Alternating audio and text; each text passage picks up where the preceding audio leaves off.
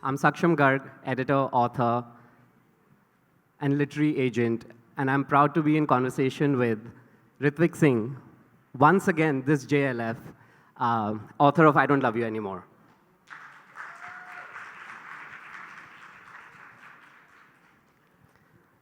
I'm Hum- so, sorry. I'm so sorry.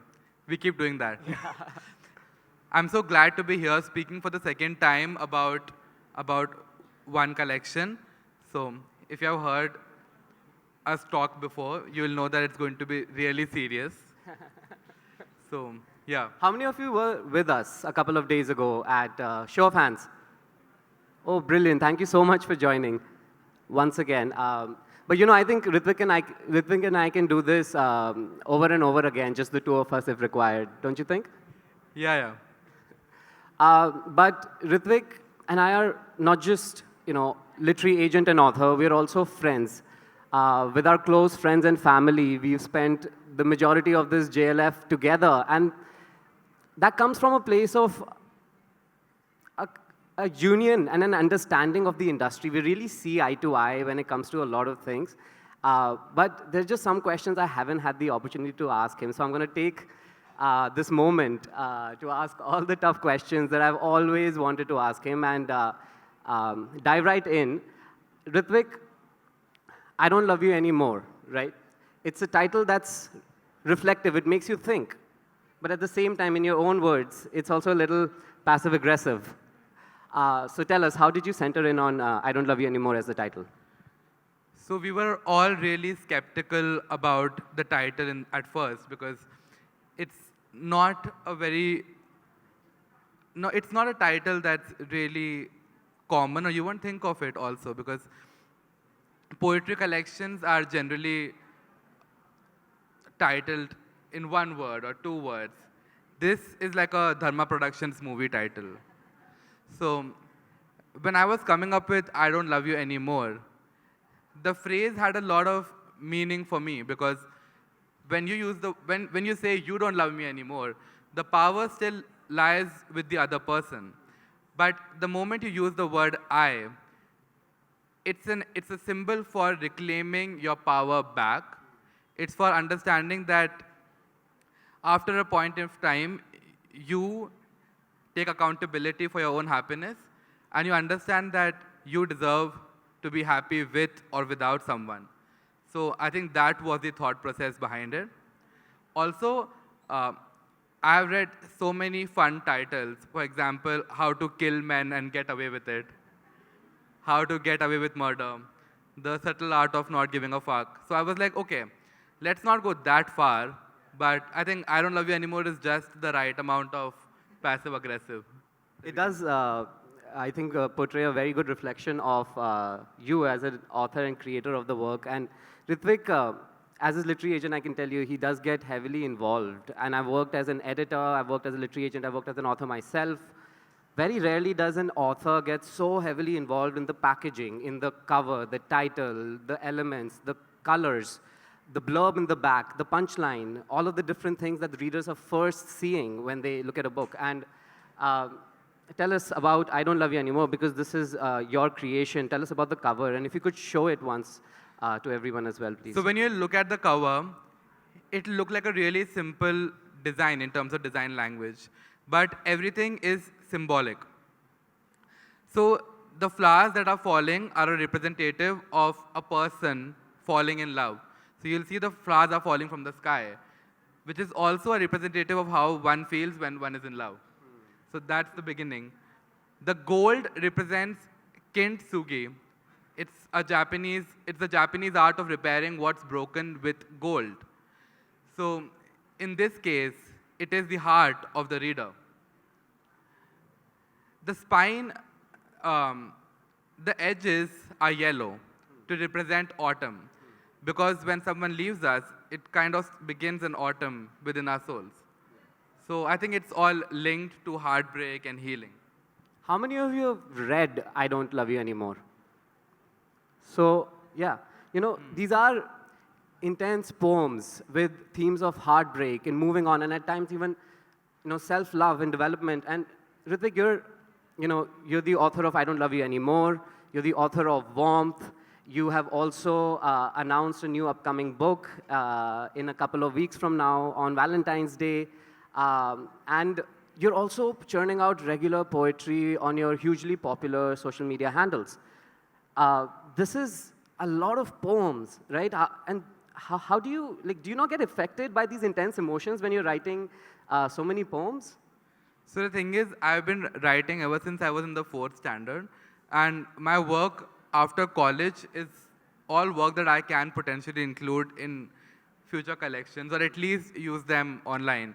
So I'm not really ever out of content, but what gets hard is showing up every day because one day you don't show up and your entire reach, quote unquote, gets ruined. So that is the task. Creating content is not a task because I already have a lot of work that I have not posted yet or I have not published yet. Additionally, we are consuming 30 seconds tidbits on the internet. It's not a lot of content. If I was doing long form, I would have killed myself by now. But with Instagram, it's comparatively easier to be regular and consistent, I think. Yeah, you really don't get days off as a content creator. No, you're working 24/7. You're working on. So the thing is, I didn't want a 9 to 5, so now I'm working 24/7. Yeah. Yeah, the irony. But it's been only 10 or 11 months since Rithvik Singh burst onto the publishing scene, bagging the biggest publisher, bagging the biggest sales, not just commercial success, but literary recognition. As was announced earlier, he has, as of 2 months ago, won the Atagalata BLF award in the popular choice category as well. And but it's been a journey of many twists and turns in the last 10 months. You went from a content creator to a self-published author, and now a traditionally published author by Penguin. And for those of us sitting here who perhaps are looking to write a book themselves one day, what have you gained, the insights from that transition from a self-published author to a traditional published author? Are there any aspiring poets or authors in the audience? Okay. So it has taken me 7 years to get a meeting with Penguin Random House India's editor. 7 years back, I had done one book that didn't do well, another book that didn't do well either, another book that didn't do well either. And that's when I Don't Love You Anymore happened. And that's when Saksham contacted me and everything is history. But the point is that when you're in a traditional space, your work is really appreciated and valued to another level because there's a whole team of 10, 15 people working on your book for 6 months. So unlike self-publishing where you submit a book, the next day it's in print and it's published, here you submit a manuscript 6 months prior to when you want it to be published. Then there are multiple people. So becoming an editor or even working in Penguin, it's really difficult, or any other publishing house, because there are rounds of interviews, there's too much screening. These people are walking Grammarlies, I kid you not. They know everything about the language, and they are really particular about what they are putting out. So this kind of effort, when you see that, okay, a team is putting into your work naturally turns out to be amazing. It will be really hard for you to find a typo in a book that is traditionally published because it goes through so many rounds of screening. What happens in publishing, in self-publishing, is that you get a platform to sell your own book to the point where somebody notices you and your work and decides to give you a shot and publish you. That happens when your book is doing exceedingly well. I won't be lying. Agents will sign you up only when your book is doing extremely well. Publishers will consider signing you up only when your book is really up there in the market, beating traditional titles, performing better than them somehow because you are pushing it so hard. So I think it's your personal effort that counts in the transition that happens between self-publishing and traditional, but traditional has its perks. So you won't get a distribution network with self-publishing. For instance, if you look at Crossword, you'll find at least 1,000 copies. I'm not kidding, 1,000 copies of my books alone in Crossword right now. That won't happen for a self-published author, unfortunately. because that's just how the industry works. So I think distribution, editing, packaging of the book, everything is way better in the traditional space. But entering that space is a little difficult because there is no clear route for that. No, I think that was very insightful, and he's absolutely spot on. There are strengths to both of these routes. But Ritvik's found success both as a self-published author, where he was comfortably sitting locked and loaded at that #1 Amazon overall category spot, at that Nielsen top charts, as a self-published author, right? And while he's saying that it could be because he was pushing it, I know that this unprecedented success. It's 1.5 lakh copies in the last 10 months right now, and that's not included pirated editions. So this success is not just about the marketing. It's not just about, quote unquote, the way that you've been pushing the book out there. It's about so much more. It's about the content. Tell us, what do you think has resonated so much about your book with readers? I think we have definitely done something right because on a Monday at 2 p.m., I was not expecting so many people. Can I have an applause for all of you who just showed up? Because it really helps. It really helps us as authors to feel like, oh, we should probably do more of this. Because our other two sessions were in the evening, so it was all houseful. But today I was telling Saksham that, oh, Saksham, maybe people won't show up. And then he was like, no, stop underestimating yourself. I was like, okay, fine. It's a testament to poetry, really, that here all of you are. And I think with that note, Rithvik, can I request you to read out a few pieces for us? Yeah.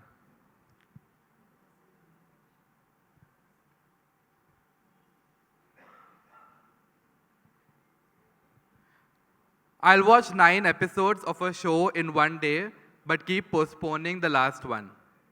When things change, when fate changes, I avoid watching it.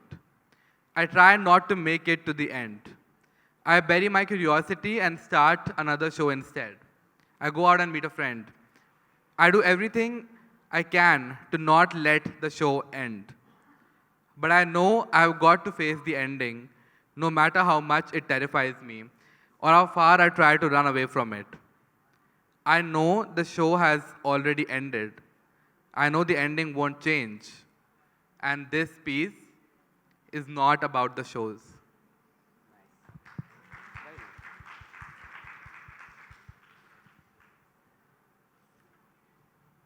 Are you randomly picking these? Yeah.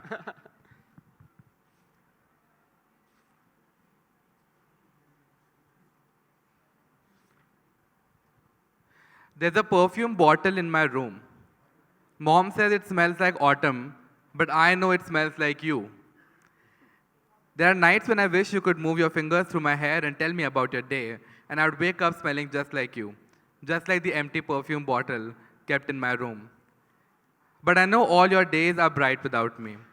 I know you don't hold me in fragrances, among other things, the way I do.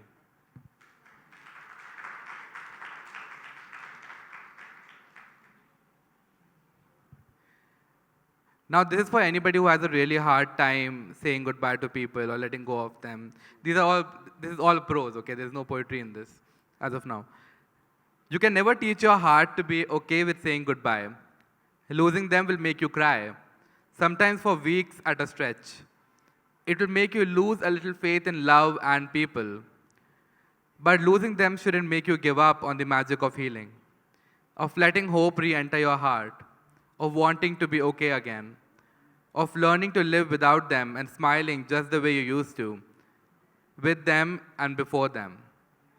They'll always matter to you, but you need to choose yourself for yourself, and for the people, you still matter too. I think that's it. Thank you so much, Rithvik, for reading these out for us. They were beautiful, and especially the last one, the one that he dedicated to those who have a hard time letting go. And that's what I like about his poetry. It has a universal appeal. And you use simple words to highlight themes of heartbreak, and at the same time, you've got self-love, self-development. It's almost as if, depends on the kind of phase of life you're in. When you meet I Don't Love You Anymore, the book, and how you resonate with it. In fact, you see this self-love particularly, and I quote, I hope you love yourself enough to leave anyone who breaks your heart. I hope you love yourself enough to leave anyone who breaks your heart. So what do you hope readers take away regarding self-worth and moving on? So I was at Khalsa College, University of Delhi, a few months back, and so the venue host asked me to recite a poem in Hindi, which is not the language I write in. So I had to write something in 20 minutes, and I was like, okay, fine, I'll do it. So there I wrote a stanza that I still remember. वो लड़का जिसे कलम कूची पुरानी किताबों से प्यार था, वो लड़का जिसे तुमसे ही नहीं खुद से भी प्यार था. So I think that is the essence of self-love. When you are with someone, you feel like your happiness entirely depends on that person, and you start associating the word happiness is synonymous with their name in your head. And when that person leaves, you feel that happiness has left you too, without understanding the fact that you were happy without them as well, and you will be happy again. Because you weren't born with them, you won't die with them probably, they have already left you. So that realization, I think, is very important, that your happiness, only you can depend on yourself for that. Other people can add to it, but if you are emotionally dependent on one person and their absence affects you to a point where you are not happy anymore, I think that's something people need to work on. And I think that's what I'm trying to help people with in whatever little way possible. Yeah, I mean, there's that, a symmetry in love again. There's always that one person who is giving more, feeling more, So do you feel like that imbalance is a true nature of love itself? How many of you have heard Khudaya Khair, a song called Khudaya Khair? So if you have ever noticed, that song is one of the most beautiful lyrics ever. So the lyricist says, वो जब नाखून कतरती है तो चंदा घटने लगता है, वो सागर पर कदम रखे सागर भी रुक जाता है. So it's not possible to feel this intense love for every person who walks into your life, and you cannot control who is feeling that way for you. There are some feelings you will always feel alone. There are some feelings that will always remain yours. And I think there is a certain beauty even in that. Not to romanticize the pain of it in any way. But I strongly believe that you will find people who will fit right in. And you'll find them at a time when you might not even be expecting them, or you won't even be looking for them.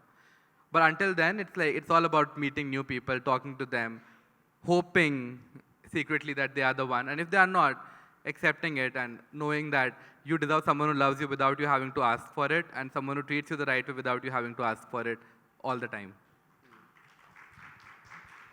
He does it so effortlessly, heal through his words. I guess, if I sort of give a bit of an editor or a publisher's perspective, the idea of fiction, as poetry is fiction, is to try and express what we already know in newer words that is relatable. And he's done it so well and effortlessly in simple words throughout his different poetry books. I Don't Love You Anymore being a great example of that.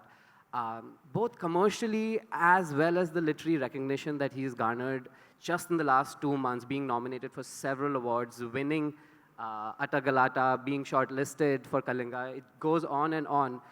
Out of the two, Rithvik, do you crave for literary recognition, or do you feel like the commercial success is a true marker to an author's success? I think what happens is when you hear the term award-winning author of a literary award, and that book is somewhat doing commercially well too, it sets a narrative in your head before you have even picked up the book. So you just pick it up with the same intention that, okay, this is a well-written book. You have not even read it. So I think that sets the premise for it. I think they are both important in the sense that one gives you money, which is really important for happiness. The other gives you credibility in the market. So I think both go hand in hand. And if you can get both, that's crazy and that's great. No, it's so important that they go hand in hand, and you need to make sure that you're doing both, and you can't, avoid one of the two. It needs to be good well thought out, edited poetry and with a true purpose. And at the same time, you have to market it. You have to get the word out there. You have to metaphorically beat your chest and say, hey, here's a book that you may like. To what degree does this self-promotion, how important is it? And to what degree should authors be doing it? So the first time I met Saksham, he was wearing a T-shirt with the name of his book written all over it.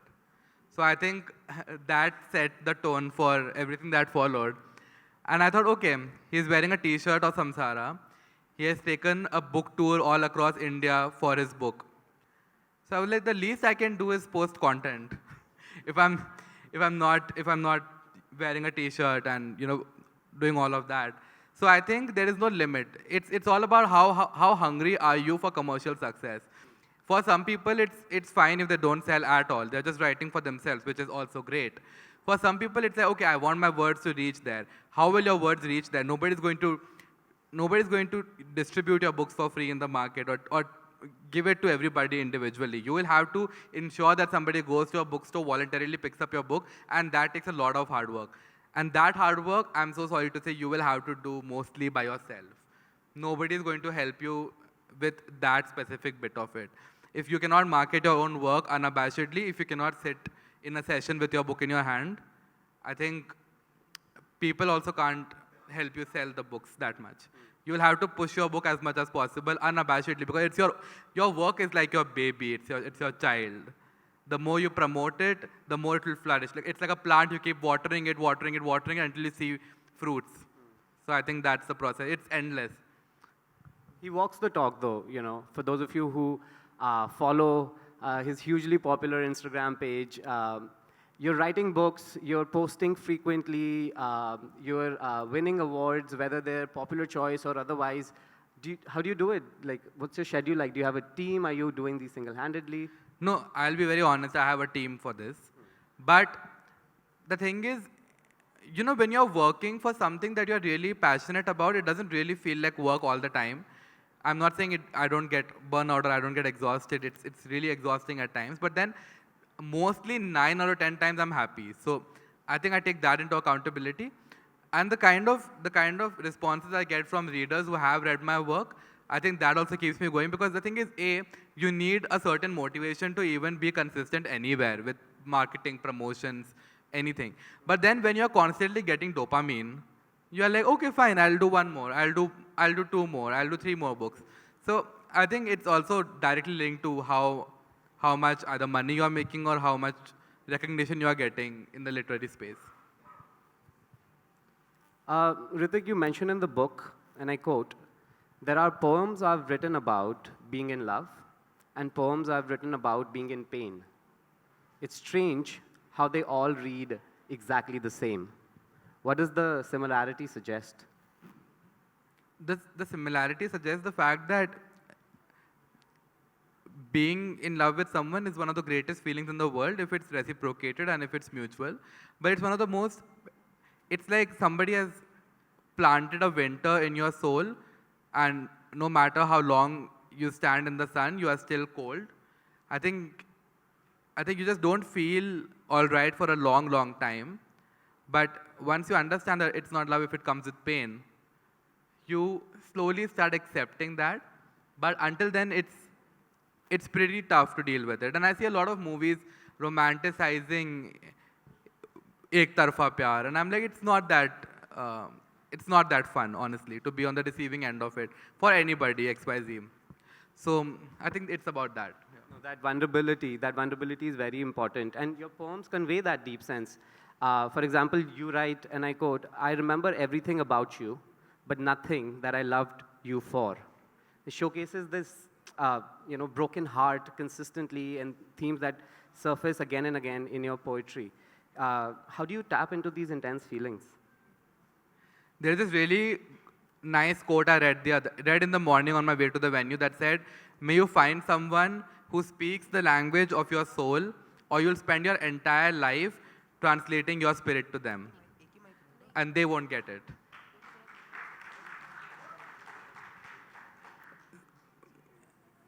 I forgot the question.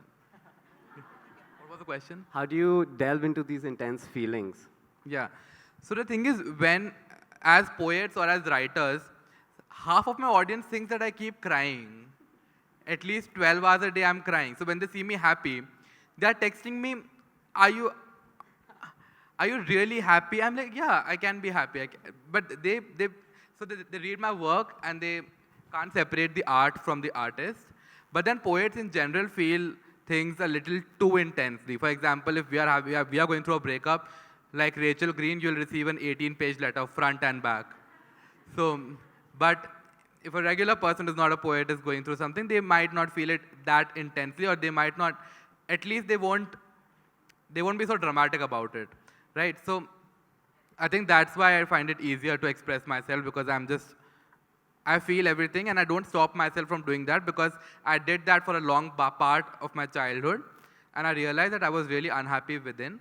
But the moment I started accepting my vulnerability and everything I was feeling, and I started realizing that, so there's this quote I wrote, that feelings are water running from your heart. You are drenched and people don't even notice. So, so I think it's about that. Rithvik tells me amazing stories all the time about the kind of DMs he's getting. And one of the things that people often ask, and I want to take this opportunity to ask you, delve a little bit into your writing process. You have a lot of pages in the book that are just standalone sentences, perhaps not even being categorized as poetry or prose. So how do you decide that, hey, you know what, I'm going to write this one sentence, I'm going to dedicate an entire page to this one sentence? So when I was reading Ocean Vuong's work, who is one of my favorite authors, by the way, I came across multiple sentences that could be entire books, if you ask me, because they were just so beautiful. So there's this passage I want to quote from that, from On Earth We Are Briefly Gorgeous. He says, "What were you before you met me?" So the other person says, "I was drowning." "And what are you now?" "I'm water." So when you think about it, when you listen to it 5 times, 6 times, 10 times, you'll find 10 different meanings to this. So when I'm saying that, okay, one singular sentence forms a separate page in the book, and that should cover an entire page, it's because I know that it deserves that space, that there can be nothing more or less added to that to make it any different or any better. And I do not believe in adding unnecessary words only to fill pages, because I know that that one single sentence is enough to make you sleepless at nights, right? Which is the intent. So, yeah. So I think that's that. No, I think there are also pauses, right, between each, allowing you space to ponder, feel, heal, what may you, right? And it's interesting because, like, tell us the writing process. Are these free-written and a result of intense emotions, or are these calculatively written, rewritten, and edited until they're polished? Arundhati Roy once wrote in The God of Small Things, that the secret to great stories is that there are no secrets. These are stories you have heard in the past, but you keep wanting to hear them again and again in different forms, in different ways. So when you talk about love as an emotion, it has been talked about since times immemorial. It's not, we're not doing rocket science here, we're not building spaceships. But what's my take on that? I think that individuality, that's what resonates with people, A. B, so you know how is anybody into Greek mythology here? Yeah. So you know how it all starts with an invocation to the muses, right? So, and they believe that creativity is a goddess that lies outside you, that comes and helps you whenever you really need it. So I have been looking at poetry like that, because I could be doing my laundry, I could be sitting in the car with a friend, I could be in the middle of a conversation, and suddenly something will hit me and I'll be like, okay, I need to write this down right now. And you know the most uncanny, weird thing that happens over there? If I'm not writing it down right then, it will never come back to me.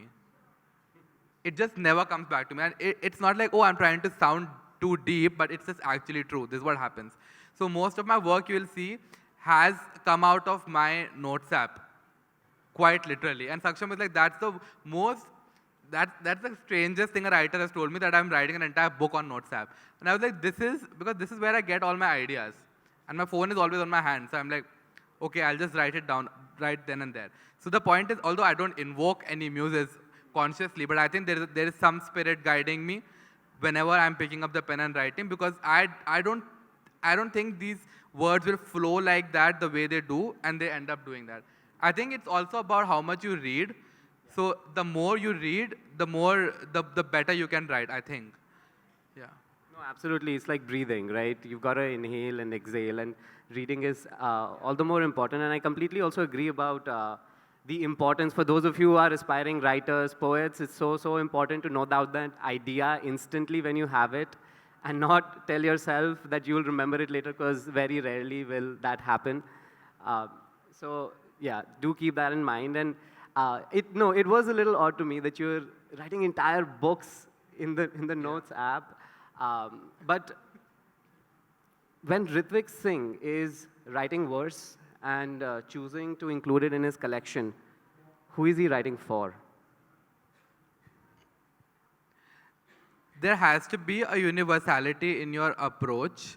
It has to be universal in nature if you want to target the masses, not in a way like target in a way like, TG in marketing. So when you're writing about themes that are universal, and when you're writing about themes that, okay, so if I start writing Renaissance style poetry, nobody's going to care about it in this day and age, because there are no friend salons. We are not sitting there with dictionaries and one person is standing over there reciting and explaining everything.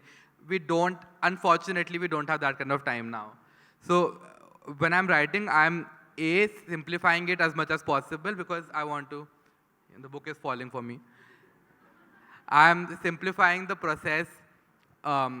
Each verse, each metaphor is written in a way that it appeals to everybody, because you may not have been a part of a war, but you know how a mother feels when a child dies. You may not know everything about Vietnam or Gaza, but you do know how badly people get affected on an emotional level. You know the consequences, even if you have not lived that reality. So I focus on the latter. Yeah. We work closely, over the last 10, 11 months, ever since Rithvik burst onto the scene with teams closely. And I'm curious to know, Rithvik, how has your perception, your understanding of the themes of this book changed ever since 10 months ago, and now that you've sold over 2 lakh copies?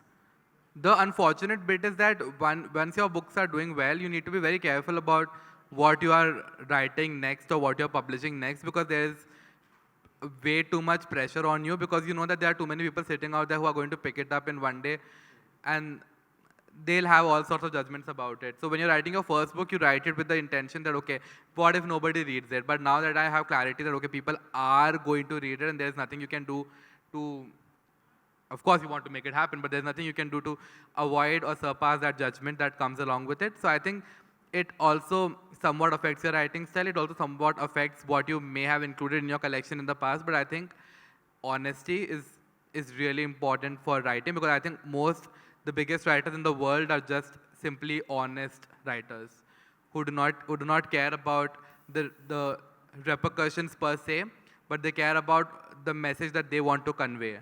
And I think if you're a writer, you need to write in isolation, and then once it's out there in the world, do not care about it. It's already out there, so you can't do anything about it anyway. No, that's true. I completely agree in terms of that isolation and honesty. I think Naira Wahid says, what you're most afraid to write that. And I completely agree. Rithvik, you've carved a way. But don't be so honest that your book gets banned, okay? Like, yeah. No, but I wanted to say that you've genuinely done a bunch of good for upcoming poets, because I can tell you that how it works in top traditional publishing houses is based on case studies. And it's so much easier for them, or even agents, to buy books when you've got individuals setting precedents. For the longest time, we've talked about how poetry is perhaps not something that top traditional publishing houses are requiring. So what is your take? Do you think poetry gets the credit it deserves? When you'll open the website of any big traditional publishing house, you'll notice that there's a single sentence that says, we are currently not accepting poetry. And it's explicitly stated right there, we are accepting fiction, we are accepting non-fiction, but we are not accepting poetry. We do not publish poetry. In that space, it's happening because there are not enough examples of poets who have outsold fiction or who have sold as much as fiction. A Palace of Illusions by Chitra Banerjee still keeps selling. There are too many, The God of Small Things still keeps selling. Talk about poetry in India, people assume there's not enough market for it. And I'll be really honest, when I feel like picking up a poetry book, I always feel like, oh, I may not understand everything, so even I might sometimes not pick up a book. So, but the thing is, like, the key is to make it accessible to the point where if you want to do this genre, you need to understand that it should sell A, and you will only have to sell it first, and only then will people notice it, because that's the only way out. There need to be more examples for this to become normalized, that okay, we are also accepting poetry. Currently, traditional publishing houses, you cannot go with a poetry script and tell them that, okay, let's do my work. Yeah. No, it is tricky, and I think he's been very honest in his advice for those of you who are perhaps writing poetry and are looking to become published poets in the future. But that was my last question, that one final advice. But if you have anything else to add? No, I'm just glad that all of you all came. And if you get a chance to pick up this book, you can pick up this book from Crossword. See, this is the marketing I was talking about. So you can pick up this book from Crossword right here. I've kept all the signed copies over there. My next book comes out on February 14th.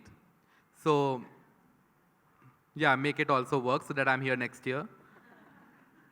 And yeah, that's pretty much it. I'm so glad you guys came on a Monday, because Mondays in general are the saddest days of the week. It's just and I have too much trauma because I worked for corporate for like 3 years.